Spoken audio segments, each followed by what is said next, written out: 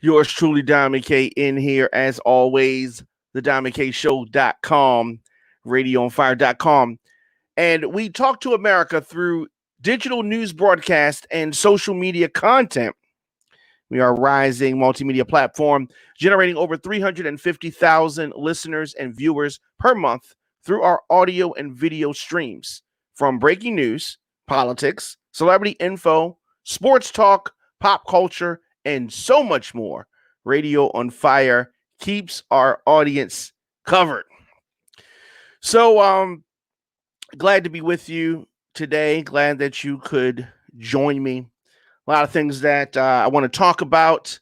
Of course, Trump has been getting pressed on this pandemic, the lies that he's told to the American people about it. We're going to talk about that today. Investigation finds $1 billion plus in PPP fraud.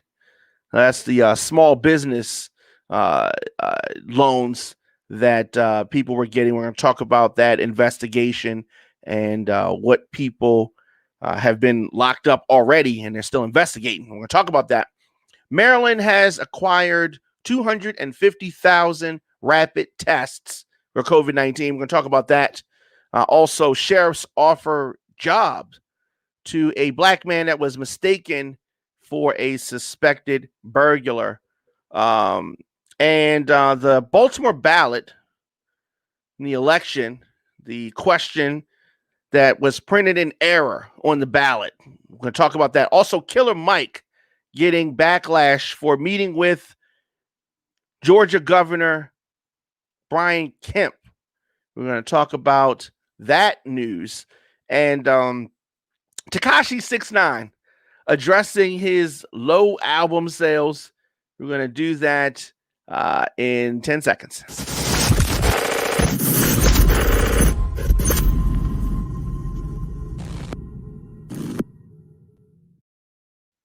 All right, we're back. Your man Diamond K in here. So here's the thing. Trump lied and Americans died. Donald Trump may not have shot a man on Fifth Avenue like he bragged about, but we do know that his premeditated lies have killed upwards of 190,000 Americans. Donald Trump told Bob Woodward he was fully aware of the danger that America faced from the coronavirus way back in February. He knew that the coronavirus was much deadlier than the flu. He knew that. And he said so. He knew that it was spread throughout the air. And Donald Trump knew that citizens, Americans, were at risk. How many of you watching know someone that passed away from coronavirus? Plenty. There are among 190,000 dead Americans. Millions unemployed, scores in hospitals. Back then, he was trying to send kids to school early. You remember? He was trying to get kids in school by Easter. Businesses and jobs, people lost forever. All of that has happened. Not only does Trump still not have a plan to contain this, he's still playing it down, as he said. I wanted to always play it down, he said. I still like playing it down, he said. He just does not care. He doesn't care about his base. He doesn't care about you. He doesn't care about your family. He doesn't care about your neighbors. He doesn't care about your grandparents, your grandchildren, nothing. All Trump cares about is Trump. You heard the tapes. You can hear the tapes. Know the truth. His entire strategy for the worst public health disaster in modern American history was to lie about it. That was his whole strategy. continued to hold indoor rallies. No social distancing, even though he knew that it was transmitted back in February. He knew that it was airborne. He's had rallies, indoor gatherings. People have died. His friend Herman Cain died. I suspect that his brother died of coronavirus. We have to ensure that every single American learns that Trump knew that the coronavirus was not a Democratic hoax or the flu or something that was just going to magically go away, or when it got warm, it was just going to disappear. He made a premeditated choice, a decision to lie for political gain. And here's the thing. This lie has cost Americans and continues to cost, and it's costing us right now thousands of lives, trillions of dollars, devastated families. He claims that he did not want people to panic. But what is he doing? What does he do? All he does is get people to panic when he talks about the violence in communities, right? When he was talking about the hordes of immigrants that were coming from Mexico, right? The caravans. He was trying to make people panic. So now all of a sudden, he doesn't want people to panic. He's trying to protect people from panicking. More lies.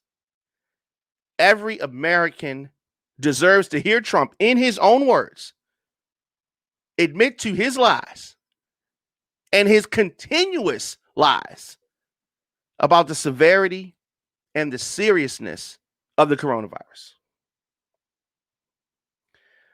Our way of life is on the ballot. The future of America is on the ballot. Is it America or is it Trump? So at a press conference today, the president was cornered. He was pressed as I like to say. He was pressed and asked about his lies. And let's take a look at the clip. Wait, yeah?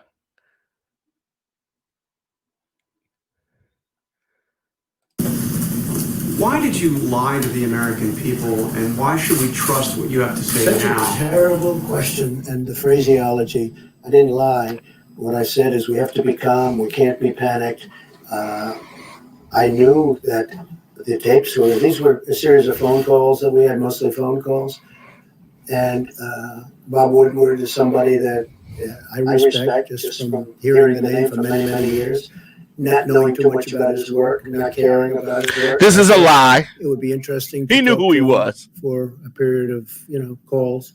So, here's the thing. Hold on a second. So the president says that he didn't know who Bob Woodward was, wasn't aware of him. He's a famous writer, and the president knew that Woodward did a book in 2018, and other people talked about the president in the book, and he didn't like the way he was portrayed. So he said that the next time, if he made another book, he wanted to talk to Bob himself.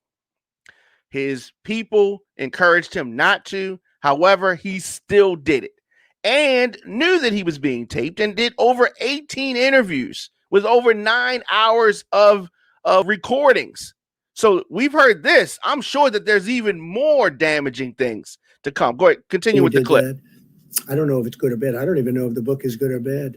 But certainly if he thought that was a bad statement, he would have reported it, because he thinks that, you don't want to have anybody that is going to suffer medically because of some fact. And he didn't report it because he didn't think it was bad. Nobody thought it was bad. And your question, the way you phrase that is such a disgrace. It's a disgrace to ABC television network. It's a disgrace to your employer.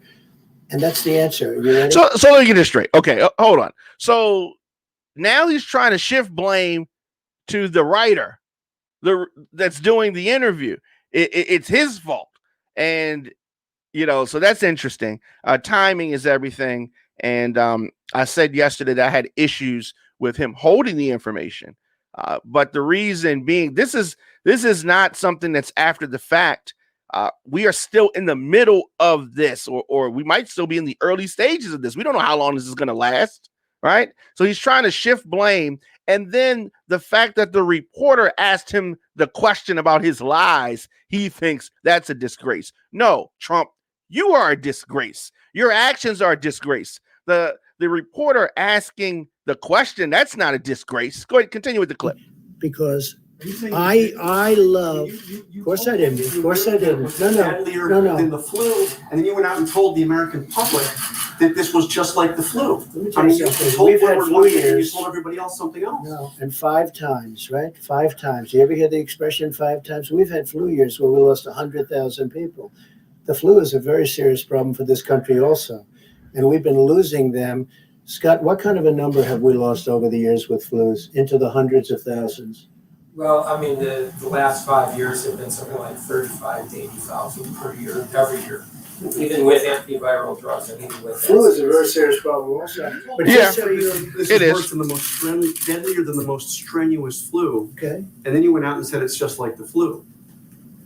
What I went out and said is very simple. Listen, what I went out and said is very simple. He wishes I wanna he show wishes he didn't call on him. Of confidence, and I want to show strength as a leader, and I want to show that our country is going to be fine one way or the other. You mean lie? Tell them the truth. Tell people the Whether truth. we lose one person, we shouldn't lose any, because this shouldn't have happened. This is China's fault. This is nobody's fault but China. China should not have allowed it to happen. Whether you have one person, 180,000 people, or 2.5 or 3 million people, which it could have been very seriously, if And we it didn't still make could the be. moves. And when you look at the opposition, where they said, "Oh, why did he put the ban on?" Dr. Fauci said we saved hundreds of thousands of lives by putting the ban on China, and then ultimately putting the ban on And telling the American people the truth would have also saved lives. Europe. There was no lie here. What we're doing is we're leading, and we're leading. He doesn't even know what a lie is. A lie. The thing that you did to your other wives, that the reason why they left you, lie. You know what a lie is. in a proper way. And if, frankly, somebody else was leading it, they wouldn't have closed it. If you look at Nancy Pelosi, you look at Cuomo, Here's the spin. look You at see the spin? Blasio, you look at Biden. Months later, they said there's no problem. They're talking about me. Months later, and before any statement was made, you have to remember, I put the ban on China. So obviously, outwardly, I said it's a very serious problem. And it's always a serious problem. That doesn't mean I'm going to jump up and down in the air and start saying people are going to die, people are going to die. No. You mean how you talk about people are going to make the suburbs disappear and violence is going to knock on people's door? You do jump up and down. No, I'm not going to do that. We're No, going you to do. get through this, and we're right now, I hope, really think we're rounding the final turn. And a lot of good things are happening with vaccines and with therapeutics. But there's no lying. And the way you asked that question is very disgraceful. Phil, go ahead. So Go ahead. it's amazing how everybody else is disgraceful. His actions are not disgraceful. It's everybody else that's always disgraceful. Of course, you're tuning in. You listen to the Diamond K Show, radioonfire.com, the diamondkshow.com. So let me look at some of these comments. So he cares about money. That's true. He cares about money and his ego. Very true. Very true. Clofy. Okay. Yeah. Very, very true about that. Definitely cares about his money and his ego. The Diamond K Show, at the Diamond K Show on all social media.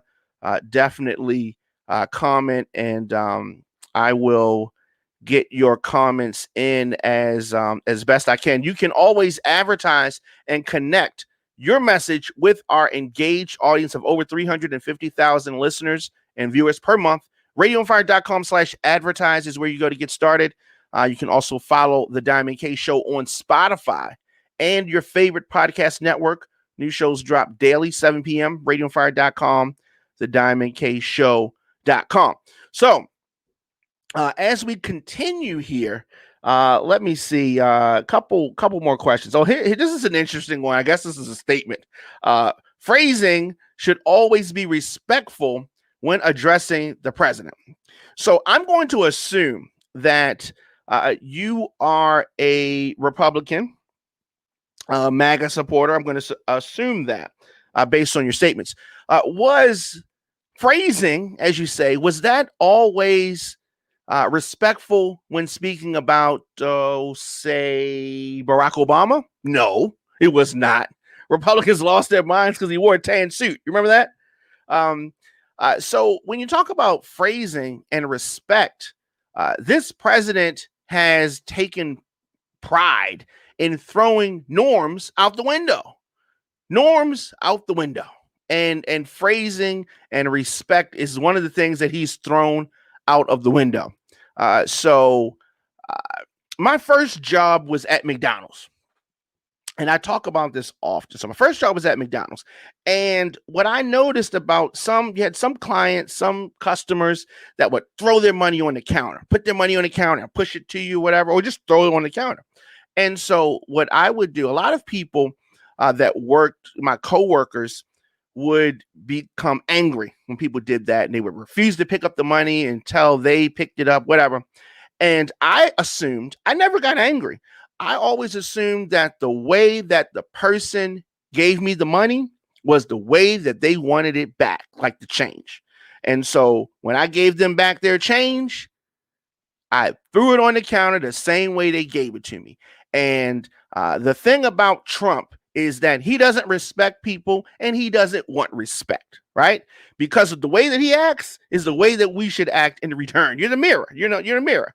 You're reflecting, and don't give me that it's the low and the high and go, Michelle Obama thing.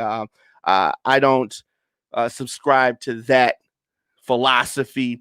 Now, I'm not saying that every little tit for tat thing either, but when we talk about criticizing the president during a pandemic and his handling of this pandemic, this is not a little thing. This is a serious thing, and so, you have some people in here, and this person say doesn't know anyone who's ever had it. They must be lucky. Yeah, you must be lucky. You don't know anyone who's ever had it. I don't know if you don't know a lot of people or what, but you've had millions of people affected by this. And even if you don't know that any people that were infected with the virus, you've seen the effect of the virus. You've seen the economic effect of the virus. And so that is interesting. Let's go to another comment here. Do you feel Trump is concerned for people who don't vote for him? I don't. And here's the thing about this. I don't think that this is Bruce Harper. Bruce, I don't think that Trump is concerned about people that vote for him. And he's definitely not concerned about people who don't vote for him. So why do I say that he's not concerned about people who vote for him? If he was concerned about his base, if he was concerned about the MAGA crowd, the Americans that vote for him, if he was concerned about them, he would be telling them and encouraging them seriously to wear masks and to socially distance. And when he had his events, he would try to make it as safe for them as possible. But what does he do? He has them sign waivers that they will not sue him if they get sick, or if, in Herman Cain's case, if they die at his rally from coronavirus, right? And so he doesn't even put a feel out there so other Republicans and MAGA crowd will take this virus serious, right? South Dakota, where Sturgis, the bike rally is, right now per capita, they have the largest infections right now. And it has been Republicans listening to Trump that have shown that he doesn't really care about them. So the people that don't vote for him, they don't listen to him. The people that listen to Trump is the MAGA crowd, right? It's the MAGA crowd that listens to him. So the people that don't vote for him, that don't listen to him, he doesn't care about them, but his actions tend to hurt his own supporters even more. So and so let's okay. So Bruce has a follow-up. Say, my follow-up question is, how can someone be president when he doesn't care about half of the country? Okay, so that's an interesting question. When you say how can someone be president if he doesn't care about half of the country, I would say that it is a little bit more. He has about 40% that he quote unquote cares about. That he cares about their vote. I don't know if he cares about them. Most of the country is not feeling Trump. Okay, most of the country, 60%. Okay, so a little bit more than half. So it is very strange that we have someone in office who outwardly does not care about the country. Here's what he does care about. Okay, he cares about people's votes, the MAGA crowd, but he cares about the stock market, right? That's who he cares about. When he has those conferences where he says that I just made you guys a lot of money and that kind of stuff, he cares about those people that are giving him money, the donor class. He cares about those people, right? And those people are the ones that are getting the tests, because he has the people tested that are around him, right? So don't get it twisted. And that's how we know that he takes this serious. He just does not care about other people. He takes it serious for himself. Definitely let me know your questions or your comments, and I will get to those periodically. And of course, booking or media request, djdiamondk@gmail.com. So a few other stories that I want to get to. And, I don't even know. I don't even know if we should even mention that. Last year, I guess it was last year. Last year, if you remember the Jussie Smollett debacle, we covered that extensively. And Jussie Smollett is someone who his actions, you want to talk about a disgrace. Jussie Smollett's a disgrace. And he is still trying to maintain he's the victim here, right? It's just amazing. But of course, I want to talk about Governor Larry Hogan.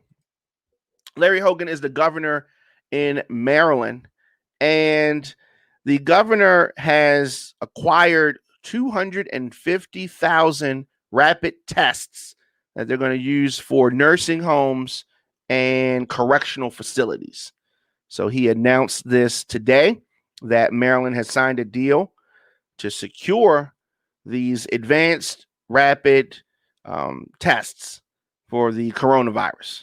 And Maryland will be the first to receive these tests, with 9 other states to follow as part of an interstate testing compact. If you remember, a few months back, a bunch of states kind of clustered together to make some moves once again, because the president does not look at a national response to this. If the president said behind the scenes that he was downplaying the what he told the American people, right? Which is terrible, horrible, should not do it that way. But behind the scenes, he was helping fortify our PPE and really trying to get a national plan together, but not trying to alarm people. That would be, I still would be upset that he did not level with the American people, but that would be a better look than what it is now. The states themselves have to fend for themselves, and they're fighting over stuff, and all of this. It's really sad that they have to do this, but as the president said, it is what it is. Okay, and so these tests that Maryland and the other states are going to get, that are in this cabal of states, the test results can come in 15 to 20 minutes and will be distributed to nursing homes, assisted living centers, juvenile detention facilities, and correctional facilities. The state also plans to send rapid tests to colleges and dormitories. So that is good to know. As I said, this is on radioonfire.com now. And all in all, these tests are not going to replace the current testing that they're using, which is, according to the Governor Hogan, the critical fact in the state's long-term strategy. And as of right now, Maryland has completed more than 2.1 million of the state tests, not the rapid tests, but the state tests that they're using right now. So that's good news. I have agreed with a lot of things that Governor Hogan has done with regards to his handling of the coronavirus, but we definitely disagree on a number of things as it relates to schools. He wants all schools to be open right now, and I just don't think that they are ready yet to have that. As far as where we are with this virus, at least in Maryland, definitely don't think that that they're there yet. So let's go back to a couple of questions. I see Bruce has responded. Diamond K, I feel you have great wisdom. I feel you are right. It is all about the Benjamins. He does not care about our citizens. And I also feel the economy would be in much better shape. I feel Trump's lying is like murder. And Bruce, I agree with you. I definitely agree with you. I feel that it's like murder because, one, we have people who, over 190,000 people who are gone. And it is really, really, really sad.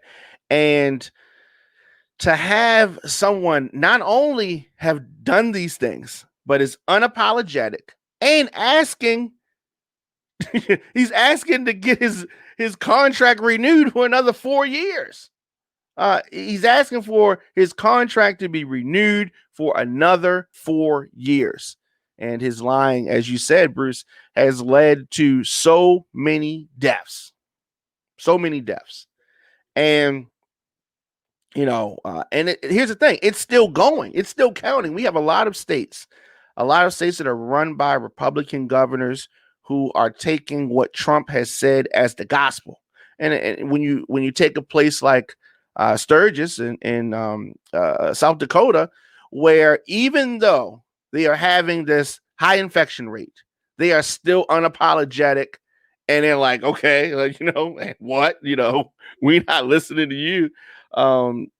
It's really sad. And the president, if he had handled this better, he could have gotten a lot of votes. He could have gotten a lot of people on the other side to say, hey, I don't like a lot of his policies, but when the pandemic came, when the real trial came, when the real test came, Trump handled it well. If that was the case, a lot of people would have supported him. But he you know, he fumbled on the coronavirus reaction big time. All right, we're going to take a quick break and we'll come back and we'll talk more about the investigation that the Department of Justice is doing for the PPP fund. All right, the paycheck protection, the small business money. You know, people was trying to get the small business money, was saying, oh, hey, you got business, I can get you money. It was a lot of fraud going on. And unfortunately, the Department of Justice is investigating that very fraud right now. We're going to take a quick break and we're going to be back in 60 seconds.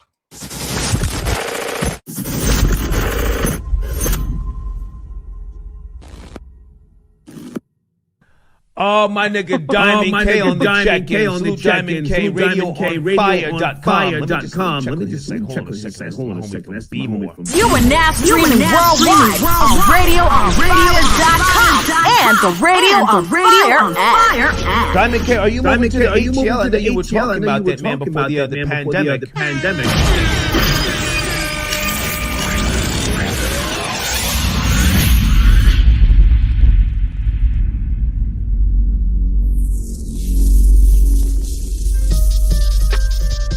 Giving you more talk, more news, and more music. It's radio on fire. Okay, there you go. RadioOnFire.com. That's the homie Diamond K.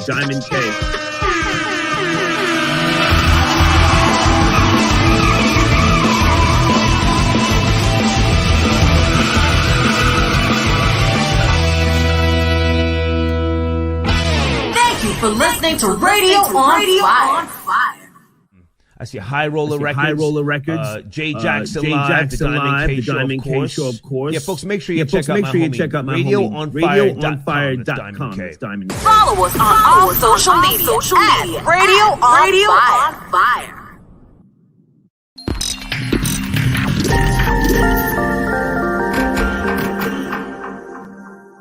Okay, we're back here. You man, Diamond K, and we were on the other side. We were talking about the Department of Justice, and as of right now, 57 people in the PPP fraud cases. The Justice Department revealed that. And what am I talking about? What does this mean? So the feds have said that 57 people so far have been charged with stealing $175 million in aid from a program that was meant to help small businesses weather the pandemic, right? And officials say that they have identified 500 individuals who may have defrauded the $660 billion Paycheck Protection Program, which you often hear people call PPP. So in many cases, and this is what I was talking about, criminal rings have worked together to steal money from the programs. So I don't know if you remember in the 90s, for my people that are a little bit older, in the 90s, well, I don't even want to say in the 90s, but this is when I first witnessed it. People were claiming kids that weren't theirs and getting some type of money for these kids and then spending that money, right? And they gave them the money pretty quickly. And then the next year or midway through, they started asking for proof that the kid lived with you. Now, that money been spent and people had this fraud thing going on, and then they could not support this child or prove that this child that they claimed on their taxes lived with them, and thus they were fined, had to return the money, and all of that. So this situation that people are in now, much worse. My point is that the government is going to get theirs. They're going to get their money. So if you're listening to this, you hear the sound of my voice, and you know that you got some of that PPP money, and you weren't supposed to get it, I definitely am. You're my thoughts and prayers. Officials believe that the fraud in the program was significant, but they have declined to estimate exactly how much total money. They're kind of counting it a little bit. And so how much money exactly has been stolen, I'm sure that we will find out. So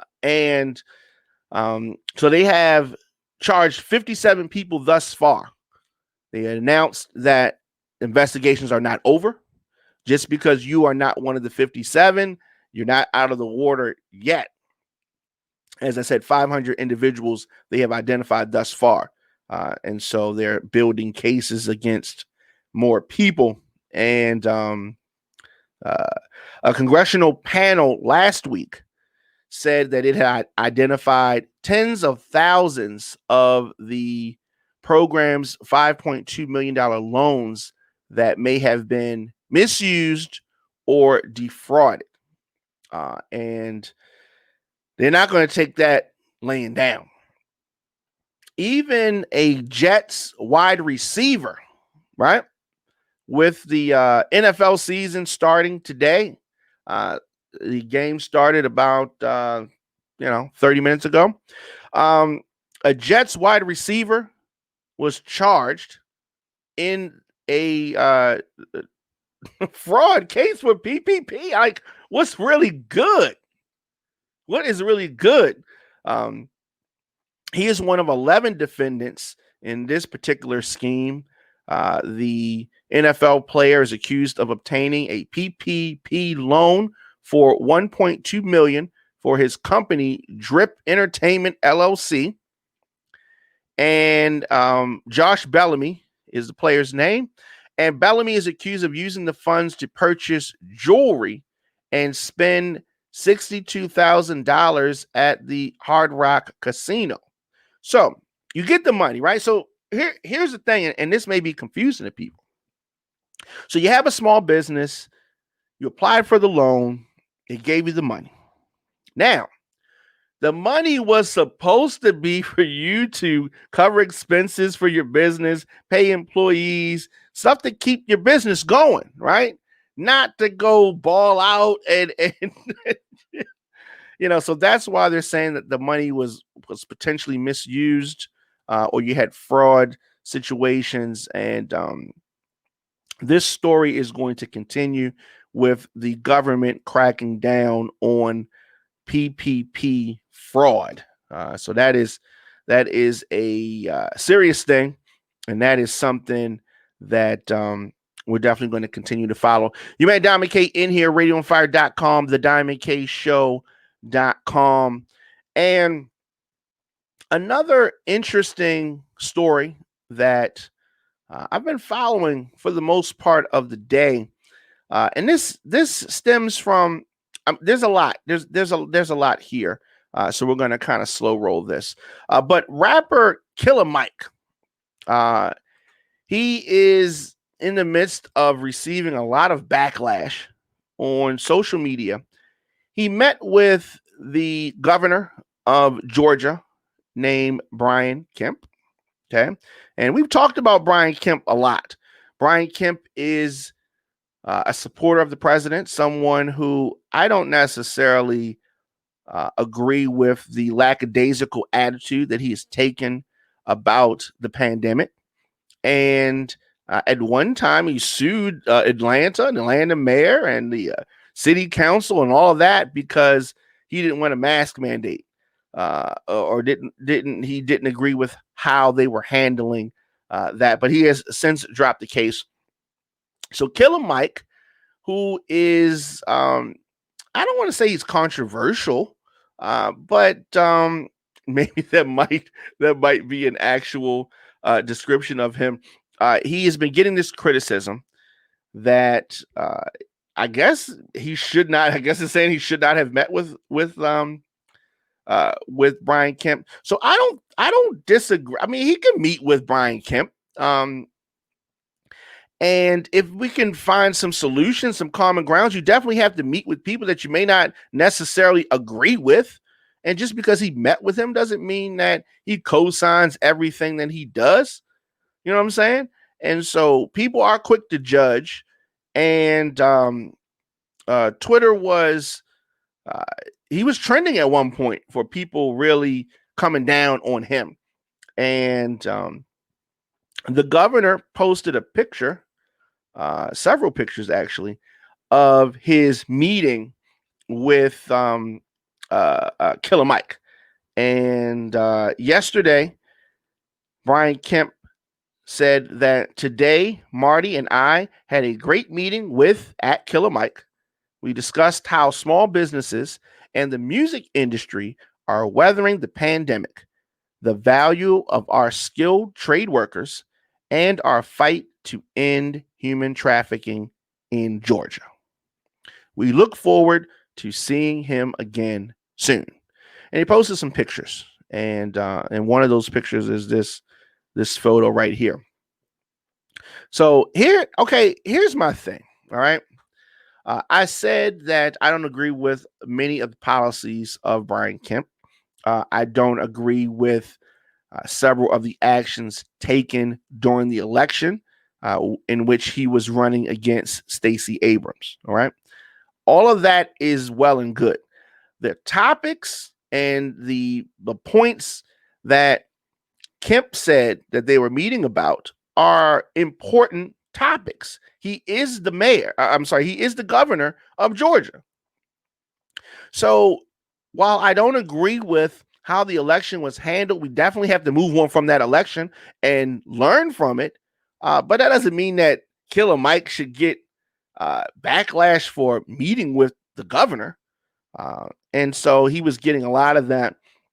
You can see that in the photos, Mike was wearing a black t-shirt that says plot, plan, strategize, organize, and mobilize.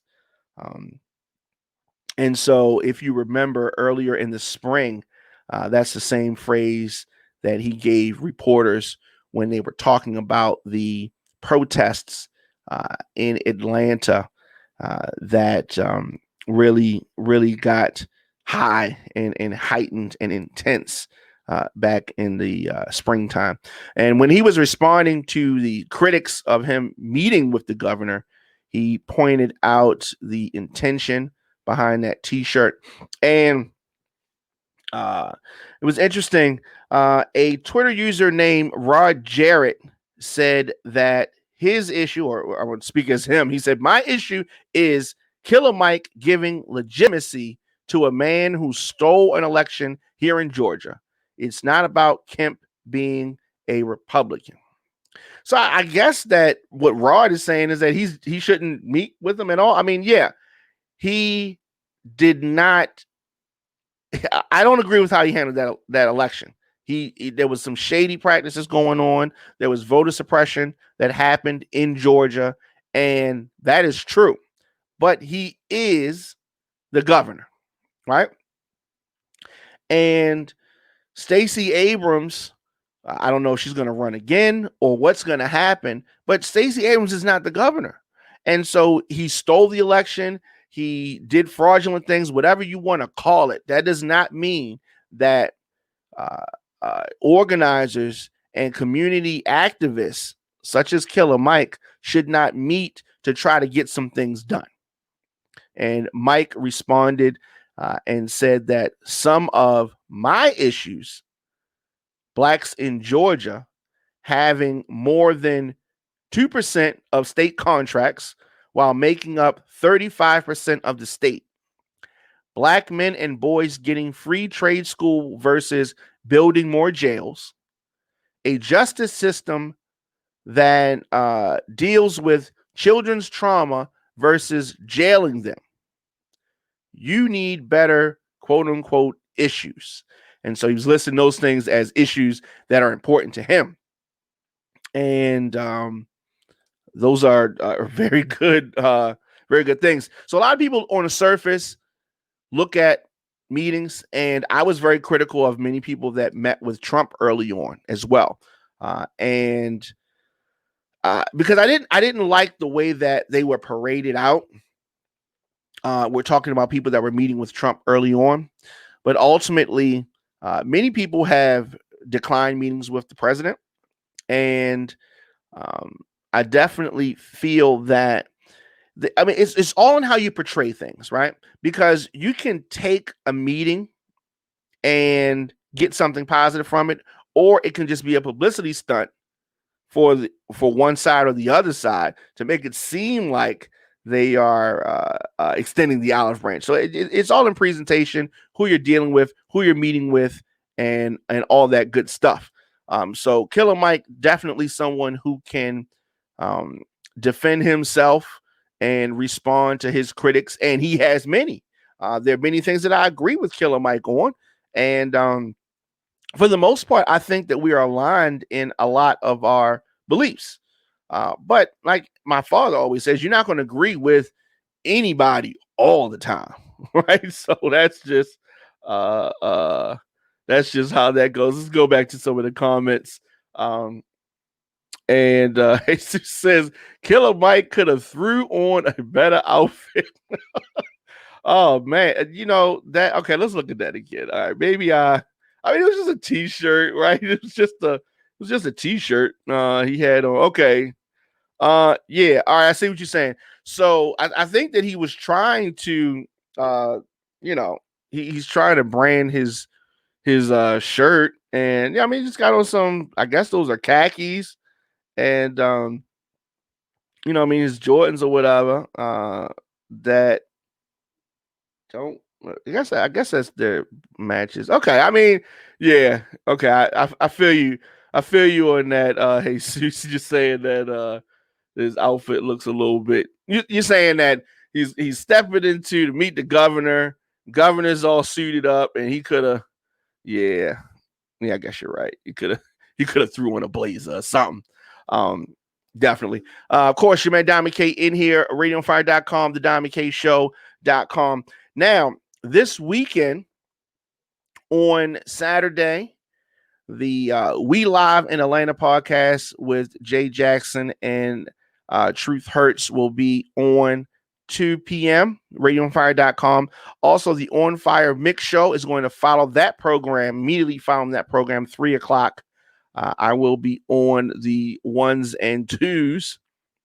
On Sunday, the His and Hers Show, 5 p.m., radioonfire.com, and 11 p.m., Luscious Kisses will be on with some adult talk. And that is going to, is always something you need to put the kids away. That is definitely an adult show. On Monday, Sports on Fire will be back on the air, 8 p.m. And as always, Monday through Fridays, I am here 7 p.m. For the Diamond K Show. So as we continue, Killer Mike getting his backlash, and we talked about that. So sheriffs have offered a job to a black man who was mistaken. I mean, how many times have we heard this? He was mistaken for a burglar, right? So, I mean, it's just the sheriff departments, so they make a mistake. And if you've ever been involved in any interaction with the police where you had mistaken identity, when I was, I guess, maybe about 21 years old, I was walking down the street. It's at nighttime, and two police cars roll up on me. And I didn't do anything. I'm just walking down the streets. It's nighttime. Like I said, maybe it's about 11 o'clock at night. And I'm walking down the street and going into the house. And the police hop out the car, throw me up against the wall, and are accusing me of robbing someone. Very random. And it just so happened that their radio was on loud enough that I could hear. So they're saying, we got the guy right here. And he says to the dispatcher, give me the description again. So they give the description, and they say that he is 6 feet tall and he's wearing all black. I had on blue. And I am 5'7". So I said to the officer, he said 6 feet tall. I'm not 6 feet tall. And he said, they could have made a mistake. And I said, well, he said that he had on black. I have on blue. So he said, blue could be black. Blue, they could mistake that. So they've had me cuffed at this point, and they're getting ready to shove me into the back of the squad car. So it just so happened that another squad car pulls up. This is the third squad car. And in the passenger seat of this squad car was the victim, the alleged victim of the robbery. And so they asked the person, was that the guy who robbed you? And they shake his head like no. And They were like, "You sure?" And he was like, "No, that's not him." And so he took the cuffs on me, took the cuffs off me rather, and said, "Okay, you can go." And I was like, "That's it? Like, you're not going to apologize or nothing, or you know what I mean?" And never didn't say anything. Got in the car and drove away. I wasn't hurt. I wasn't injured. But that was my first direct interaction with the police. And so, and of course, a lot of people have a much worse experience than that in their interactions. And so, what happened in this situation, the sheriff's department had a mistaken identity and mistook this gentleman for a suspected burglar. And so, his name is Joseph Griffin, and he was jogging in a predominantly white neighborhood in Florida. And he was handcuffed and detained by the police because they said that he fit the description of the burglary suspect. And this supposed burglar that they thought was a burglar was actually a 28-year-old military vet. And he revealed that he has been extended a job offer by the sheriff's department to help train with bias training. That is something that the police definitely need, bias training. And according to a report on the incident, the sheriffs were on the lookout for a man suspected of stealing a leaf blower when one deputy came upon Griffin. And so that is interesting. I mean, it wasn't a crime of like extreme proportions, but it's interesting that situation happened, and he is in Florida. A lot of times, a black male is all you need to be to fit the description. So that is something that we need to work on. That is something definitely needs to work on. Bias training. Interesting situation there in Florida. So last thing before we get out of here, and that is Tekashi 6ix9ine. So Tekashi 6ix9ine is, a rapper, obviously. And, I don't know what to make of him because he has been released from jail and he tries to explain his current situation and the way that people view him. And, Tekashi is his own worst enemy, as a lot of people are. The album called Tattletales has been released by 6ix9ine.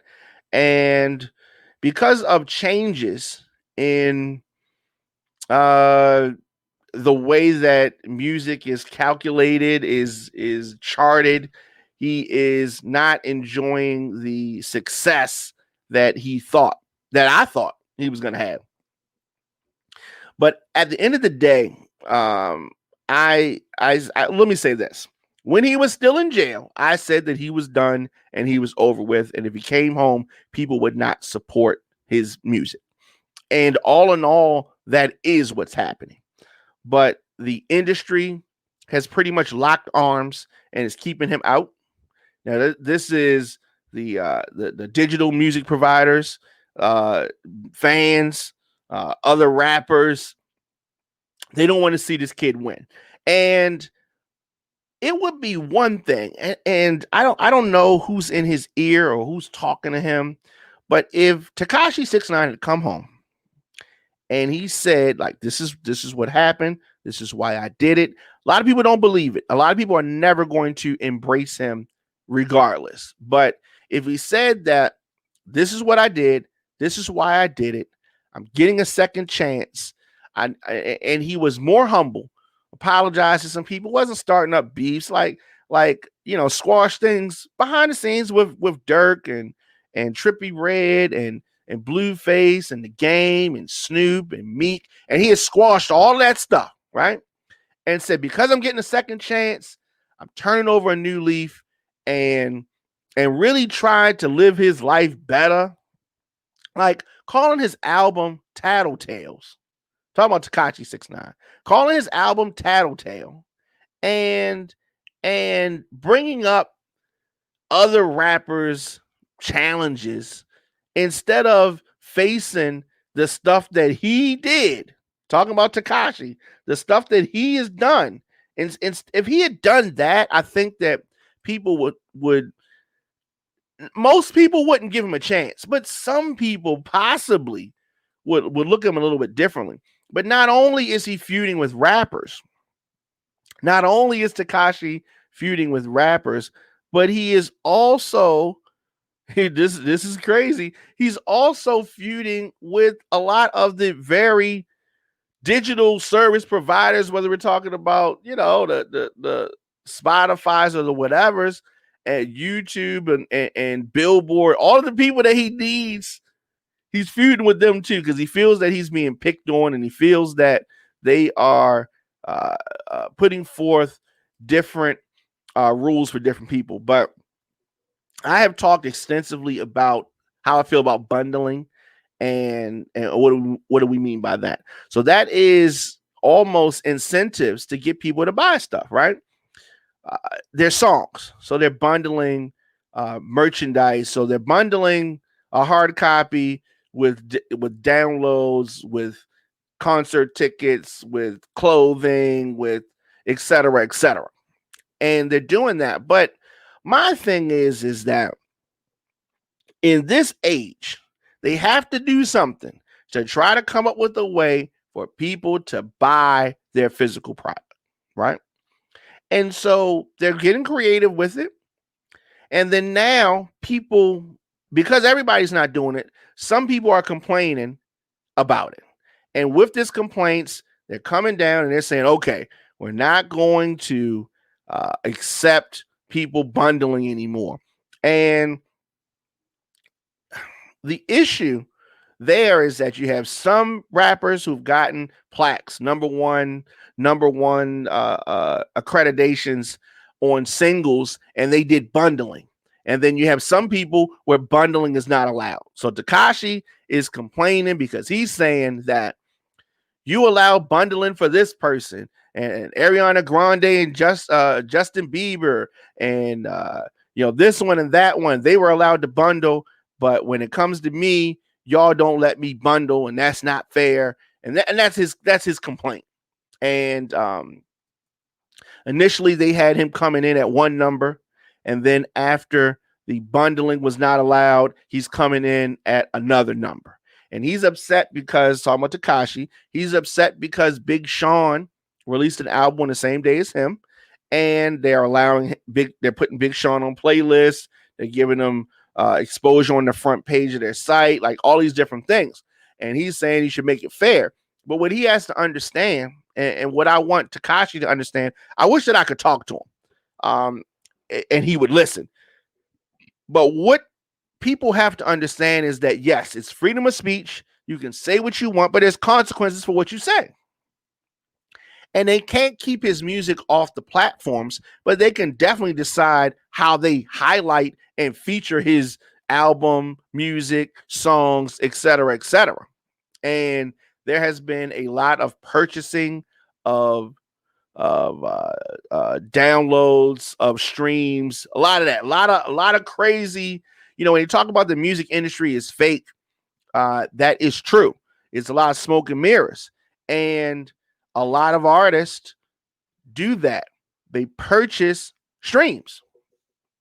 You ever see an album drop, a video drop, 5 minutes later, it's like 1 million views? And you're like, this came out 15 minutes ago. How do we have 1 million views? Right? That's because they're buying these streams with bots. And it takes a lot of money. It takes a lot. So it's like, if they spent that money on real promotion instead of fake views, things would be further. So you have Tekashi, he's complaining about, look, my song did this many spins, and Gooba did this many spins, and Gooba has this many views. But the reason why it's not registering with people is because those views are not real. None of the songs that Tekashi has released since he's come home have had real legs in the streets or in the digital community. And you can tell no one's playing those songs. And he's been blackballed, but he's been blackballed because of his own actions. He's been blackballed because of his own actions. And like I said, if he had come home and had a more humble attitude, because he seems like a funny person, right? More humble attitude, less disrespect, especially considering what he's been through. Like, you're getting a second chance.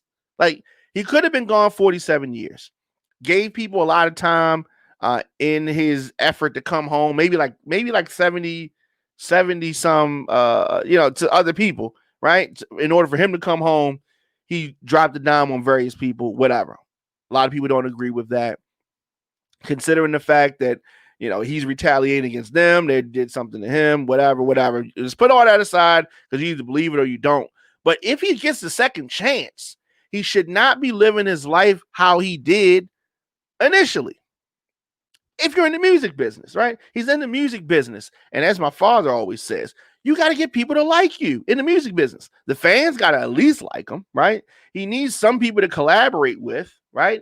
And you definitely got to have the streaming companies. They got you got to be on one accord with them. You can't be feuding with the streaming companies if you are an artist who is selling music on the stream. You know what I mean? You have to have a way to have a discourse and conversations with the streaming companies behind the scenes that's not loud and disrespectful, and you're exposing them and all that kind of stuff. That is crazy. So he is definitely influenced by Tupac, but Tupac would not have carried it like this. If you remember, I guess it's been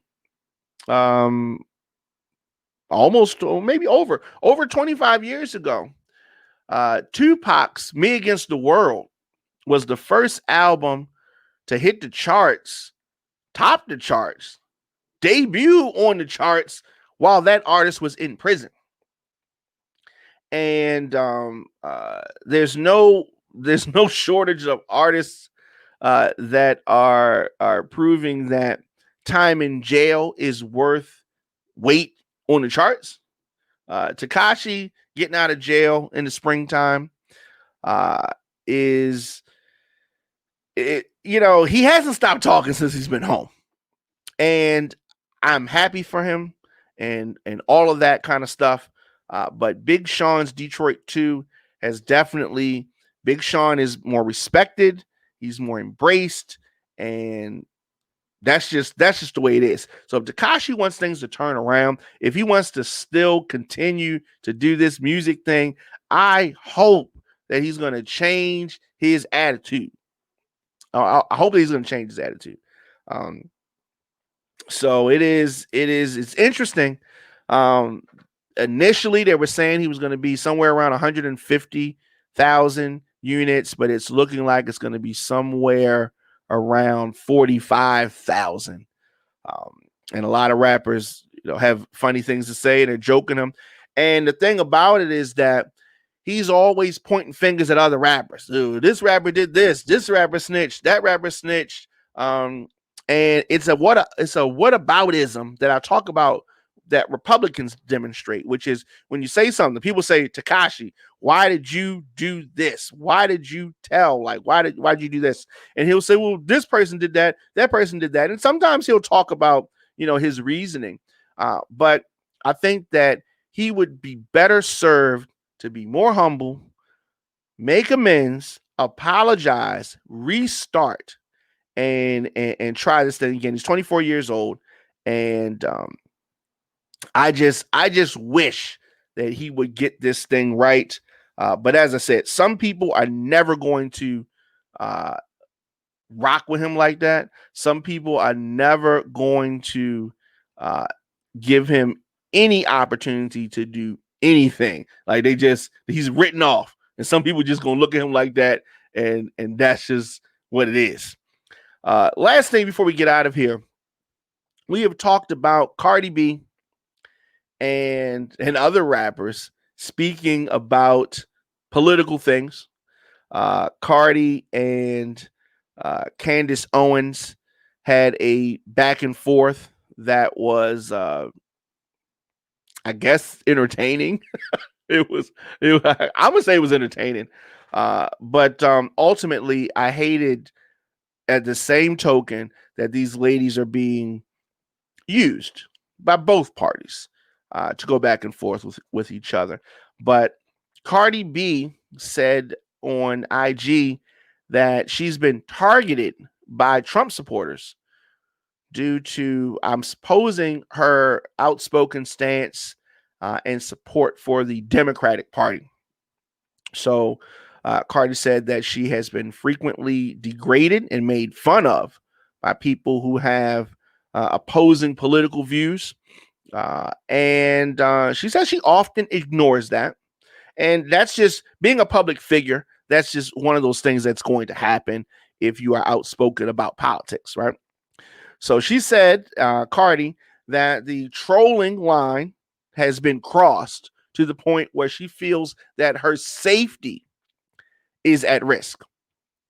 And Cardi revealed that a Trump supporter leaked her address, and she has hired a private investigator to track down who did it so she can get, and it appears to be a teenager that did it.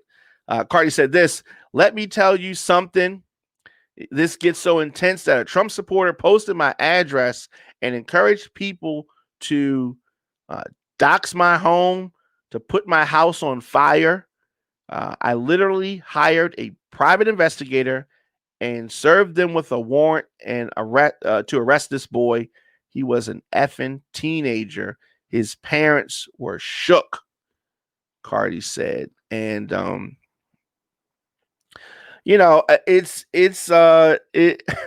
mean, I know that Cardi is at a different point in her life, but she's said a lot of reckless things. You remember she was the one that admitted to drugging guys, and I was very critical of her for that stuff. But she's still growing. I understand all that.